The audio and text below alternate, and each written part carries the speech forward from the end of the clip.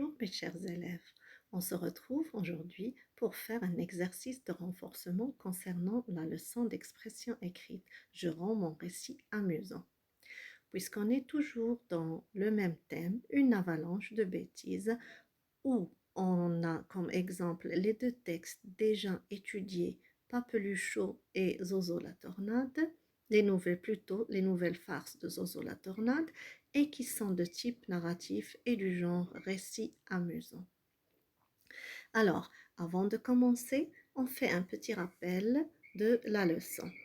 On a dit que dans un récit, quand on enchaîne les situations catastrophiques, cela produit un effet très drôle.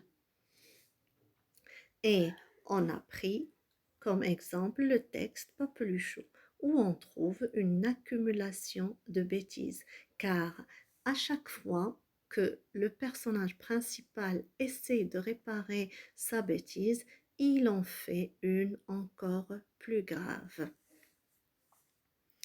Aussi, dans le texte Les nouvelles farces de Zozo la tornade, rappelez-vous, on a dit que chaque fois qu'il fait une bêtise, il taille un bonhomme en bois quand il est enfermé dans l'atelier, jusqu'à ce qu'il en ait fabriqué 100 bonhommes, ce qui veut dire qu'il a commis 100 bêtises, de sorte qu'on l'a surnommé Zozo la tornade. Bien évidemment, c'est ce qui nous donne un récit amusant, avec un personnage sympathique, drôle et qui nous surprend à chaque instant par ses bêtises et ses farces.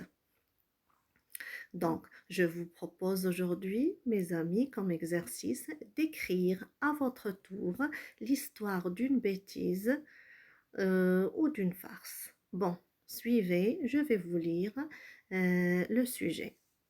Donc, comme Zozo la tornade et Papeluchot, il t'est sûrement arrivé de faire des bêtises ou de voir un autre enfant en faire. Choisis une situation dont tu te souviens. Où cela se passe-t-il? Quand? Quelles étaient les personnes présentes? Écris l'histoire de cette bêtise en quelques lignes afin de rendre les choses plus drôles. Tu peux, si tu le souhaites, modifier la réalité comme le ferait un auteur de roman. Voilà, mais avant de vous dire, mes chers amis, au revoir, j'ai une petite surprise pour vous. Puisqu'on vient d'achever l'unité Une avalanche de bêtises, je vous ai choisi une chanson qui, j'espère, vous plaira beaucoup. Bon week-end et soyez sages.